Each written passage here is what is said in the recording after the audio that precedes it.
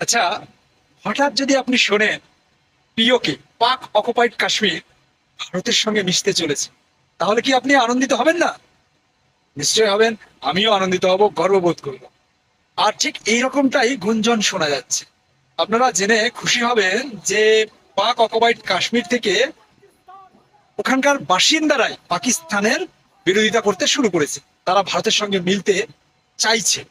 আর ইতিমধ্যে তো আপনারা শুনেইছেন, ডোনাল্ড ট্রাম্পের আমেরিকা তার একটা কৃষি বিভাগ থেকে একটা ভারতীয় মানচিত্র প্রকাশ করা হয়েছে, এবং সেই মানচিত্রে পাক অকুপাইড কাশ্মীরকে আমাদেরই অভেদ্য অংশ হিসাবে দেখানো হয়েছে।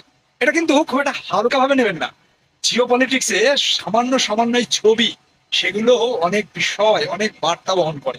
এতদিন পর্যন্ত যে আমেরিকা পাক অকুপাইড কাশ্মীরকে পাকিস্তানের বলে মনে করছিল, আর যে পাকিস্তান স্বয়ং ডোনাল্ড ট্রাম্পকেও এই নোবেল নোবেল এটা সেটা নিয়ে কত তেল মাখিয়েছে, তারপরেও সেই আমেরিকা আজকে এইরকম একটা ছবি প্রকাশ করেছে। তো এটা খুব একটা হালকাভাবে নিলে হবে না। আর আমাদের মধ্যে যে কাশ্মীর আছে, সেখানে এত ডেভেলপড, এইসব দেখে পাক অকুপাইড কাশ্মীরের জনগণ অবশ্যই চাইবে তারাও ভারতের সঙ্গে মিলিত হতে। আর বাস্তবে তো কাশ্মীর আমাদেরই, কারণ হরি সিং তিনি তো ভারতের সঙ্গে যুক্ত হতে চেয়েছিলেন, পাকিস্তানের সঙ্গে নয়। কিন্তু পাকিস্তানিরা কায়দা করে, ঘুষপেটি করে জবরদখল করে নিয়েছে। যাই হোক, যার শেষ ভালো তার সব ভালো। কাশ্মীর হতে চলেছে আমাদের। জয় হিন্দ, বন্দে মাতরম, ভারত মাতার জয়।